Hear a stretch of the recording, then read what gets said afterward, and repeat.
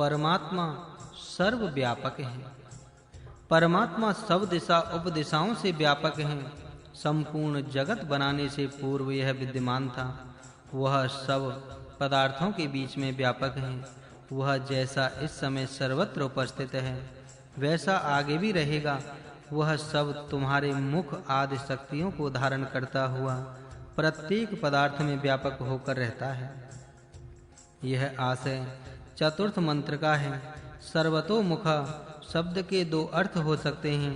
सब स्थान में जिसका मुख है, मुख आदि अवयवों की शक्तियां जिसकी सर्वत्र विद्यमान हैं, सब प्रकार से जो मुख्य है, जिसकी मुख्यता सब प्रकार से देखने पर भी सिद्ध होती है।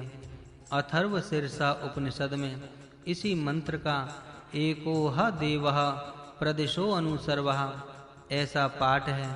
एक ही देव सब दिशाओं में भरा है आदि उसका अर्थ है। यहाँ परमात्मा का वर्णन है, परंतु इन्हीं शब्दों से अथर्ववेद के एक मंत्र में जीवात्मा का वर्णन आया है। कईयों का पिता, कईयों का पुत्र, कईयों का बड़ा भाई और कईयों का छोटा भाई, ऐसा एक देव मन में प्रविष्ट होकर जो प्रथमतः जाता पहले जन्मा था, वही फिर गर्भे अंतः गर्भ के अंदर आता है। इसी मंत्र की द्वितीय पंक्ति अपने चतुर्थ मंत्र के प्रथम पंक्ति के बराबर है, परंतु एक में परमात्मा का वर्णन, दूसरे में जीवात्मा का वर्णन होने से जो अर्थ भिन्नता हो गई है, उसकी और पाठकों को विशेष ध्यान देना चाहिए। मद्रस शब्द रचना रहने पर भी पूर्वांपर संबंध से अर्थ किस प्रकार बदलते हैं, इसका यह उत्तम उदाहरण है। अस्तु, अब ईश्वर का वर्णन करने वाला अथर्ववेद का मंत्र देखिए। समेत विश्वे वचसा पतिम दिवम एको बिरु तीर्थ जना नाम सपूर्व नूतन माविशत तम वर्त रेणु बाव्रतः एक मितापुर। सब लोग शुद्ध वाणी से ध्युलोक के स्वामी ईश्वर के पास एक होकर जामें, क्योंकि सर्वत्र व्यापक होने से वह एक ईश्वर सब लोगों को सत्कार करने योग्य है। वह प्राचीन होता हुआ इस नवीन जगत को बसाता है। उसी एक की ओर सब मार्ग जा रहा है, जो मार्ग सबको निश्चय से चलना है।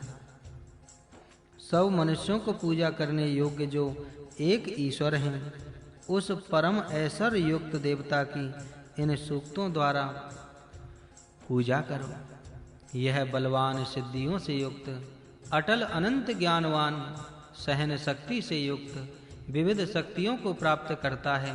इस प्रकार वेद के अन्य स्थानों में उसी एक ईश्वर का वर्णन है।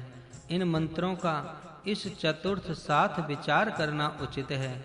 यहाँ चतुर्थ मंत्र का विचार समाप्त हुआ। अब पंचम मंत्र देखना है।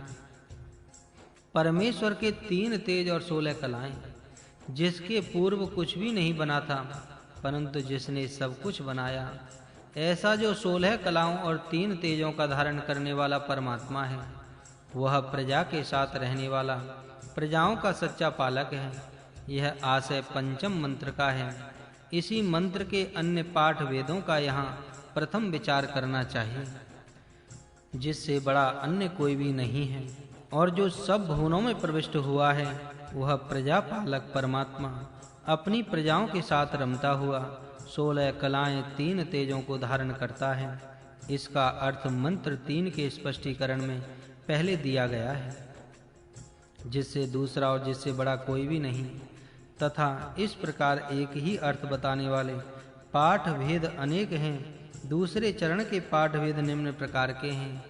यजुः, इस प्रकार इस मंत्र के पाठ भेद हैं।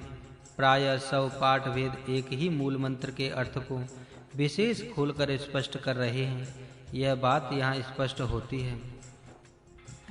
मानदा का अर्थ इतना ही है कि दूसरे को परिमाण देने की शक्ति, अर्थात स्वयं अपरिमित रहने पर दूसरों को परिमित बनाने की शक्ति। ससनी शब्द बना है, इसलिए इसका अर्थ त्वरा युक्त गति उत्पन्न करने का सामर्थ्य है। प्रेम के नेत्रों में सबको देखना, सबका मित्र बनकर रहना प्रीति का तात्पर्य है। स्वयं निराकार होने पर भी दूसरों को साकार बनाने का सामर्थ्य अंगदा से व्यक्त होता है। सर्वत्र परिपूर्ण रहना पूर्णा से व्यक्त होता है। इस प्रकार 16 कलाओं का स्वरूप अन्य ग्रंथों में वर्णन किया है। चंद्र की कलाओं के यही नाम है, परंतु चंद्र की कलाओं में पूर्ण अर्थ के साथ ये शब्द नहीं घट सकते। परमेश्वर में ही इनका अर्थ पूर्णता के साथ लग सकता है। अब 16 मातृकाओं का वर्णन देखिए। गौरी पद्मा सची मेधा, सावित्री विजया जया, देवसेना सुधा स्वाहा, मातरः लोकमातरः, शांति पुष्टि दृष्टि तुष्टि कुल देवतात्म देवता। गौरी शुद्धता, पवित्रता, पद्मा सौंदर्य, सचाम शक्ति, बल मेधा बुद्धि ज्ञान शक्ति, सावित्री तेज विजया विजय, जया जय, देवसेना दिव्य गुण समूह, शत्रु निरोधक शक्ति, स्वधा अपनी धारण शक्ति, स्वाहात्म याग शक्ति, शांति शांतता, पुष्टि पोषकता, धृति धैर्य, स्तुति स्तुत्या, कुल देवता, संपूर्ण विश्व का एक प्रभुत्व, आत्म देवता, आत्मा की दिव्य शक्ति, ये 16 माताएं हैं। विजय और जय में इतना ही भेद है कि एक अपने आप का जय अर्थात निग्रह है और दूसरा सब बाह्य जगत को जीतना है। देवसेना का कार्य इतना ही है कि सज्जनों का पालन और दुर्जनों का शासन करना, उत्तमता का संरक्षण और दुष्टता का नाश करना। स्वधा उसिका कहते हैं कि जिस शक्ति से अपने आप का धारण होता है, बिना दूसरे के सहारे अपनी शक्ति से ही स्वयं परिपूर्ण रहना, स्वाहा उसको कहते हैं जो निरपेक्ष त्याग होता है। दूसरों की भलाई के लिए अपने सर्वस्व का त्याग करके उन्नति के लिए यत्न करना, अपने खानदान के लिए कुछ शब्द छोटे अर्थ में लगाता है, विस्तृत अर्थ में सब जगत के लिए हो सकता है। जैसा कुटुंब शब्द अपने परिवार के छोटे अर्थ में लगता है, परंतु सन्यासी का कुटुंब सब पृथ्वी पर है, जिसको वसुदैव कुटुंबकम वृत्ति कहते हैं। इस प्रकार व्यापक अर्थ से कुल शब्द यहाँ लेना है। सब संसार का एक देवता कुल देवता शब्द से यहाँ लेना उचित है। आत्म देवता से आत्मा की शक्ति लेनी है। इस प्रकार इन 16 माताओं का विचार है।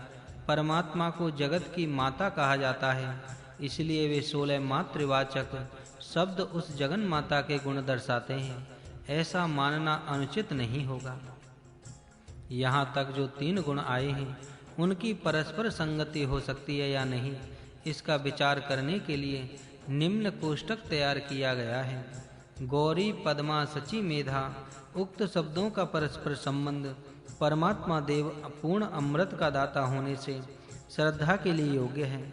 सब लोकांतरों में जो पूर्ण अर्थात व्यापक है, वही सबका कुल देव हो सकता है।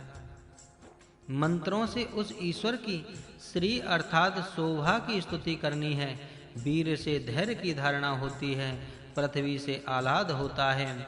आत्म समर्पण स्वाहा युक्त कर्म सब पर मित्र की प्रेम दृष्टि रखकर किए जाते हैं।